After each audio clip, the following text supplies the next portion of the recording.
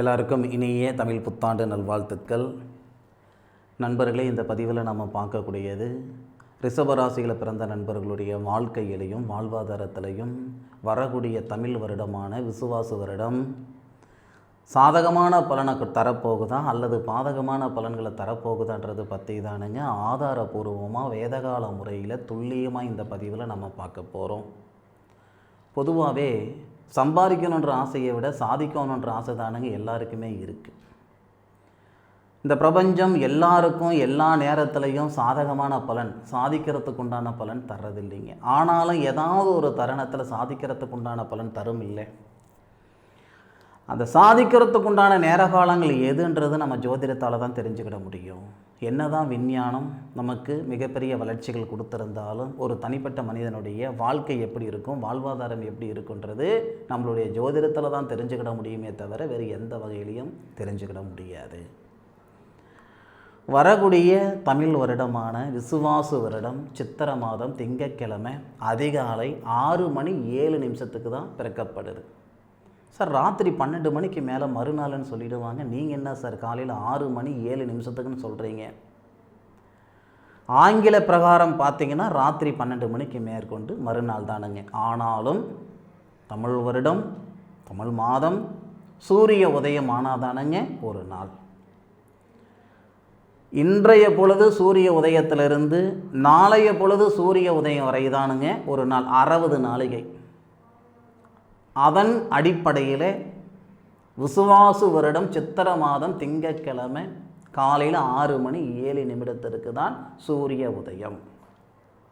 ரிஷப ராசியாதிபதின்னு சொல்லக்கூடிய சுக்கிர பகவான் அசுர குரு தேவகுருன்னு சொல்லக்கூடிய குரு பகவானுடைய ஆதிக்கத்தில் தேவகுருன்னு சொல்லக்கூடிய குரு பகவான் ரிஷப ராசியில் இருவரும் கிரக பரிவர்த்தனை செய்திருக்கக்கூடிய அற்புதமான தருணத்தில் தானுங்க இந்த வருடம் இந்த தமிழ் வருடம் பிறக்கப்படுது.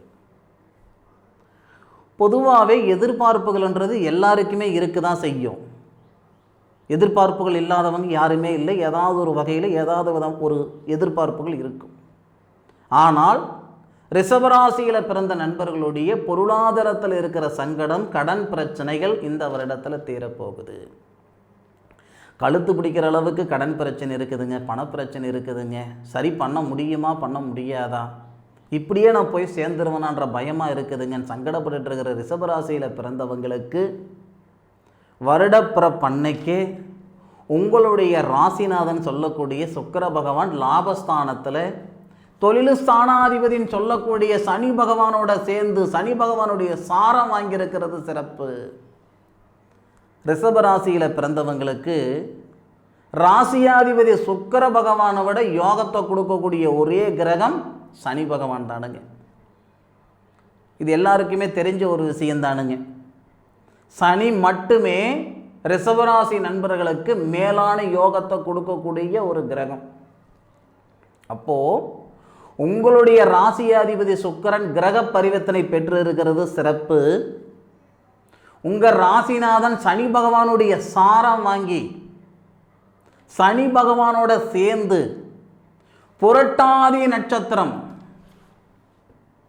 சனி பகவானோட சேர்றாரு. சனி பகவானும் சுக்கிர பகவானும் ஒரே நேர்கோட்டில் இருக்கக்கூடிய சூழல் சிறப்பாக இருக்கும். அந்த சனி பகவான் உங்கள் ராசியை பார்ப்பார். பொருளாதார ரீதியாக இருக்கிற சங்கடங்கள் சரியாகிறது மட்டும் கிடையாது, உங்களுடைய உழைப்புக்கு தகுந்த உயர்வு தரப்போகுதுங்க இந்த வருடம். படித்த படிப்புக்கு உண்டான உத்தியோகம், உழைப்புக்கு தகுந்த உயர்வு, வாழ்க்கைக்கேற்ற வளர்ச்சி.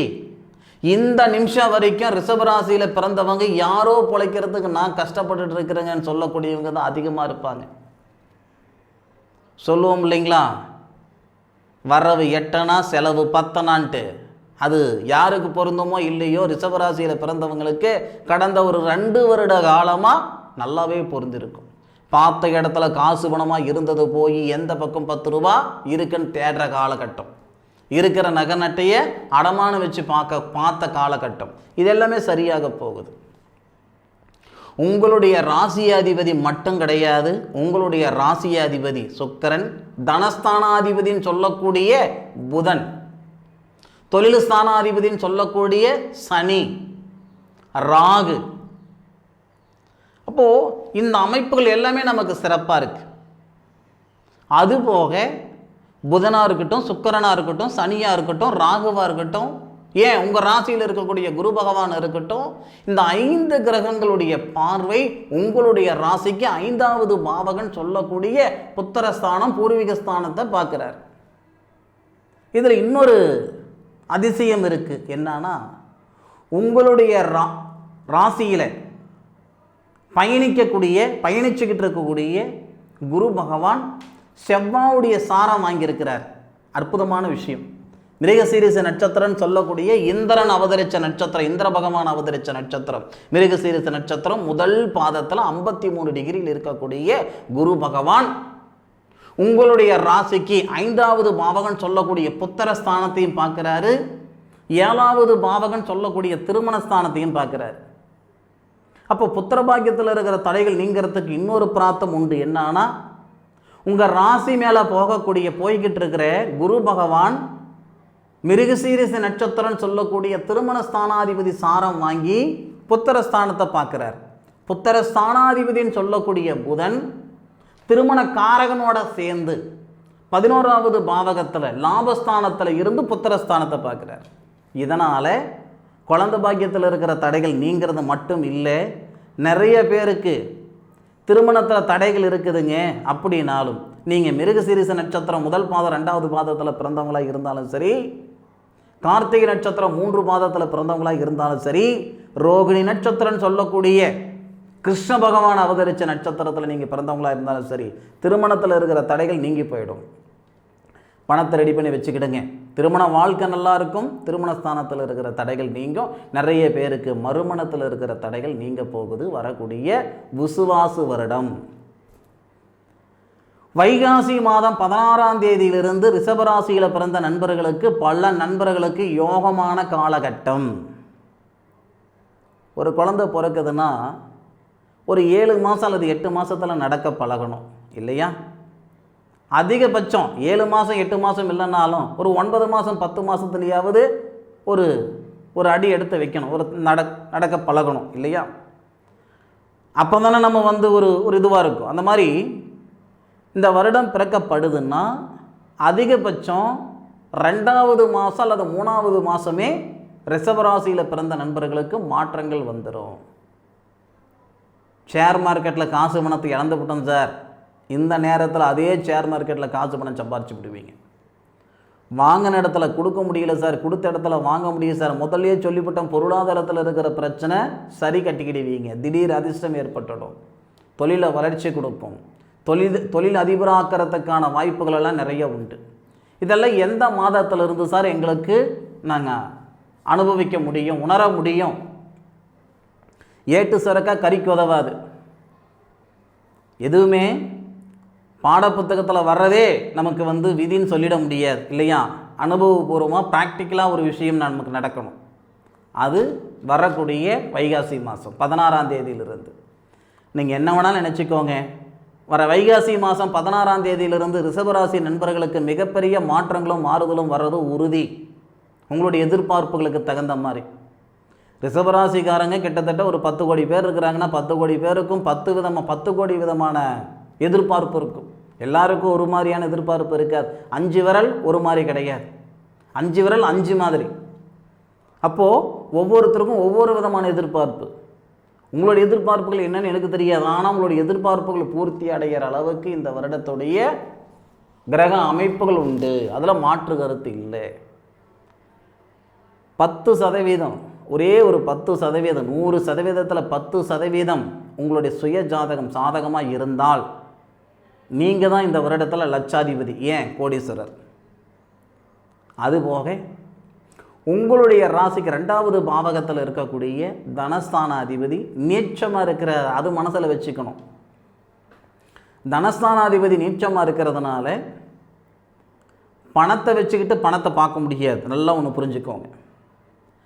இந்த வருடம் உங்களுக்கு எப்படி இருக்கும்னா, இந்த மாதத்தில் ஒரு 10 ரூபா வரவு வருதுன்னா அந்த 10 ரூபா வரவை அசையாத சொத்து மேலே போடணும்.